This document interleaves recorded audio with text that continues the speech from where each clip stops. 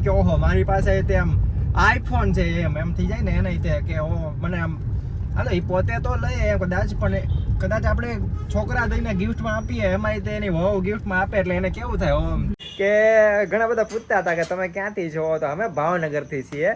Good morning, જય શ્રી કૃષ્ણ, જય જિનેન્દ્ર. કેમ છો બધા? મજામાં હશો ને? આજે તો છે રવિવાર એટલે રજાનો દિવસ અને તોય અમારે બધું કામ પતી ગયું છે તો હું બેઠી હવે થોડીક ભગવાનની વાઈટ કરું છું અને શિવેન જો મને હારવાર મદદ કરાવે છે. એની રજા એટલે આજે હેરાન કરે આખો દિવસ અને આજે રવિવાર એટલે આજ બધું શાકભાજી ને બધું લેવા જવું છે અમારે. હું નહીં જાઉં, આ ઉર્વી જશે અને તું જવાનું, શિવેન જશે. શિવેન ને શું છે કે શાકભાજી ને એવું બધું લેવામાં બહુ મજા આવે, આવું બધું કામ કરવામાં બહુ મજા આવે. ખોટા રૂ બગાડે બધું કે કાંઈ કામ નથી કરતો આમ થશે. અને આજે અમારે ઠંડી બહુ જ છે. તમારે કેવી ઠંડી છે એ કહેજો. અને આજે પાછું રવિવાર છે ને તો મમ્મી બહાર તો પતંગ નો તો આમ જોરદાર માહોલ આવી ગયો છે. આ પતંગ બધી બાજુ છોકરાઓ દોડે છે, ઓલું લૂંટવાય દોડે છે ને ચગાવવામાં દોડે છે ને અમે તો અમારે દુકાન છે ને ત્યાં રીલ પાઈ છે, ઓલા જે દુકાન છે ને જ્યાં કરિયાણાની ત્યાં તો ન્યાય આજે એકદમ જોરદાર બધું આમ દોરી પાવાનું પતંગ ને એકદમ આમ હમણાં હું તમને એવું હશે ને તો બતાવું થોડી વાર રહીને. અત્યારે ટાઈમ થયો છે 11:15, એકદમ થોડુંક જામે ને પછી બતાવું, બરોબર? અને આ જુઓ હે આ અહીંયા તૈયાર થઈ ગયો છે. ઉર્વી જાય છે શાકભાજી લેવા અને મનીષા માથે બાંધીને પ્લેટફોર્મ આવડું આ બધું સાફ કરે છે, રસોડાનું સાફ સફાઈ. એટલે રવિવાર છે એટલે નહીં, સાફ સફાઈ તો રોજ થાય જ છે અને થોડીક મોડી છે. ઠીક, સાફ સફાઈ રોજ થાય જ છે એવું? હા, પણ આ થોડીક મોડી છે. સરસ.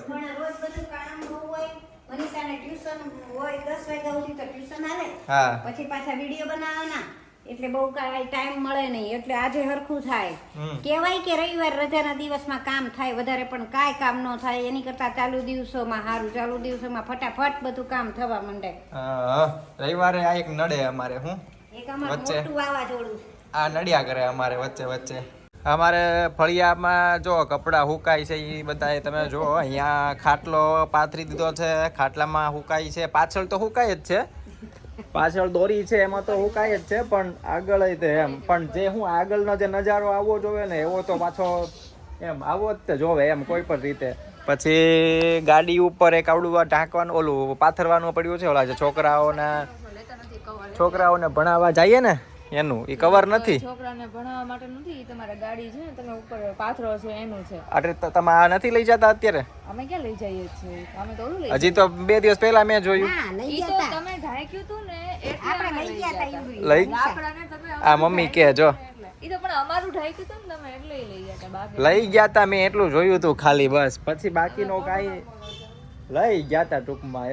આજે મમ્મીને એક સરપ્રાઈઝ ગિફ્ટ આપવાનું છે, પણ મમ્મીને કેવું નથી અત્યારે. મમ્મી ભલે સાંભળે, બરોબર?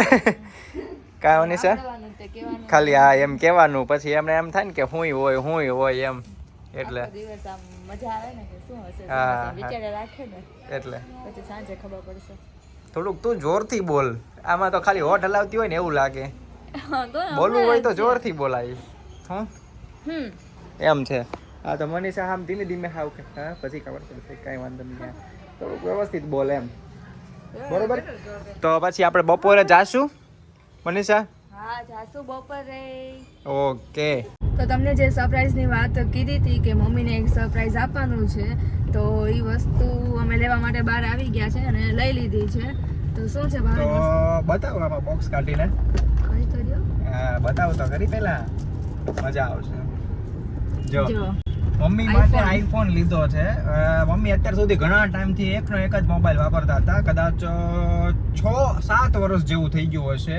અને એટલે હાવ ઘસાઈ ગયો હતો એમ, હાવ ઘસાઈ ગયો હતો ને હતો એટલે ખાલી તમે સમજો ને કે 9,000 આસપાસનો જ હતો. હાવ ઘસાઈ ગયો છે અને ચોંટતો હતો, એટલો બધો ચોંટતો હતો ને પછી એમ થયું મને કે હવે મમ્મીને સરસ મજાનો મોબાઈલ અપાવી દઈએ. અને મમ્મી હવે તો વિડીયો બનાવે છે, તો આ જ મોબાઈલ ભલે મનીષા પાસે હજી એન્ડ્રોઈડ જ છે, એવું કઈ નથી કે એની પાસે છે, પણ એની પાસે ન હોવા છતાંય તે મમ્મીને ગિફ્ટમાં આપવાનો છે.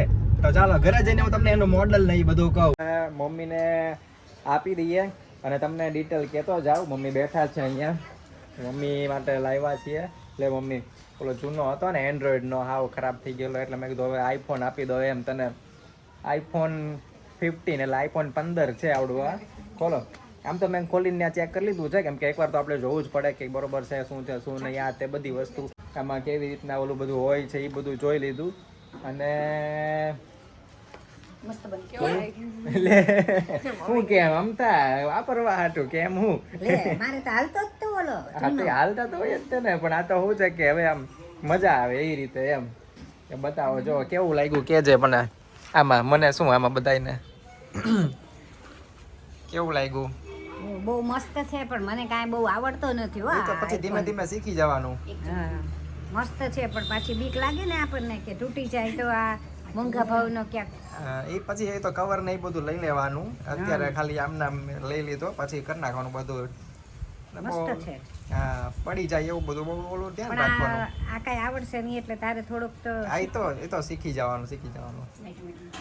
બહુ સરસ છે. હા તો હું મનીષ કામ મનીષા હું કામ પણ આટલો બસ બધો એ. મોંઘો અમથા લે હા બ્લોગ બનાવવા બ્લોગ એટલે. બની ગયા ને તો મનીષાએ કીધું કે આ સફેદ કલર લ્યો એમ મેં કીધું હાલો તો એમ કરીએ સારો છો સરસ કલર ને બધું સારું છે. હે ને કેવું લાગ્યું બાકી બહુ મસ્ત છે. બીજી બનાવું ગોળ હોય એવું ગળ્યું થાય જેવો ગોળ હોય એવું ગળ્યું થાય ને એવું જ હોય ને બધું. તો બાકી તો ત્યાં ઓલું શું છે કે આમાં હાવ પેકો પેક હતું તો મને કે તમારે કે ખોલવું છે મેં કીધું હા એટલે જોઈ લઉં લાવો ને હું જ તે એમ પેલા એટલે પછી મનીષા ના પાડતી હતી કે મમ્મીને ખોલવા દે પણ મેં કીધું આમાં પછી આપણને કેમ ઓલું એમ એટલે ખોલીને જોઈ લીધું હારું. અને ઉર્વી બનાવે છે ગાજરનો હલવો સરસ મજાનો. મમ્મી તમને બધું કહેશે એની વિશે. મમ્મી ચાલો બોલો. ઉર્વી દર વખતે દર રવિવારે ઉર્વી કાંઈક ને કાંઈક બનાવે. દૂધીનો હલવો બનાવે, ગાજરનો હલવો બનાવે. ગાજર છીણીને પછી પાછું સીવે નહીં હારો હાર બધું બનાવડાવે હો. એને ઘીમાં એને શેકા કા ઘીમાં એને શેકી નાખ્યા પછી પાછા થોડીક વાર ચડવા દીધા દૂધમાં પછી છેલ્લે હવે ખાંડ નાખશે. હવે તો બનવા આવ્યો ને બનવા આવ્યો છે હવે. ક્યારનો રાડું પાડતો હતો ગાજરનો હલવો કરી દ્યો ગાજરનો હલવો કરી દ્યો. ઉર્વી જોતી હતી. હમણાં ગયા અઠવાડિયે દૂધીનો કર્યો હતો. હા એ વટાણા સુધાર્યા ને ભાજી સુધારી તા ઉર્વી આ કર્યું. અમારે દર રવિવારે કંઈક ને કંઈક તો હોય જ તે. હા દર રવિવારે બધા શાકભાજી લાવે એટલે ઈ પાછા રાતના હજી ખાલી 7:30 જ થયા છે ને અમે બહાર જઈ આવ્યા સાંજે હમણાં અને જમીને આવતા રહ્યા. બોલો અત્યારમાં અમે જમીને આવતા રહ્યા અને ત્યાં ગયો ને પછી મને યાદ અહીંયા આવી ગયો ને ત્યાં જઈને અહીંયા આવી ગયો ને પછી મને યાદ આવ્યું. મેં કીધું અરે રે ન્યાનો મેં કીધું વિડીયો જ ન લીધો એવું કર્યું.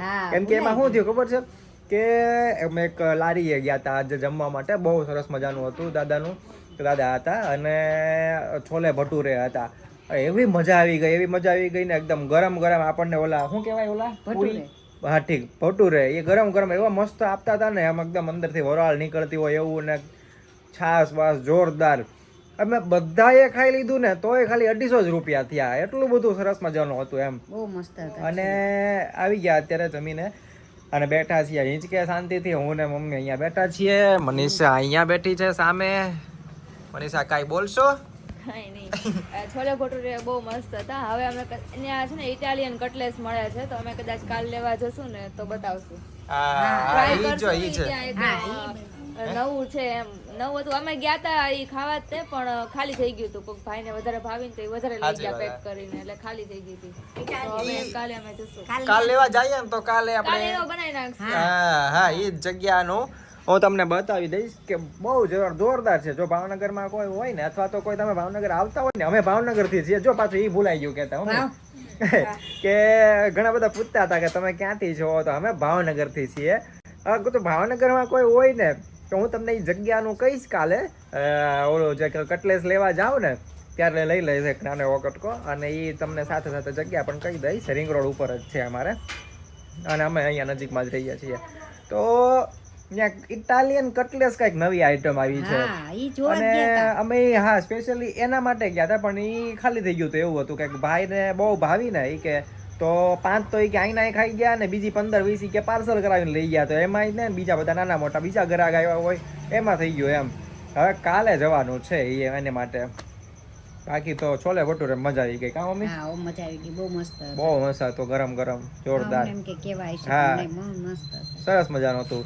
ચાલો તો બાકી તમને બધાને મજા આવી હોય તો લાઈક કરી દેજો, શેર કરજો અને ચેનલને સબસ્ક્રાઇબ ન કર્યો તો સબસ્ક્રાઇબ કરી દેજો, બરોબર ને? ચાલો નવા વ્લોગમાં આપણે આવતીકાલે મળીશું. ત્યાં સુધી બાય બાય, આવજો, જય શ્રી કૃષ્ણ, જય માતાજી.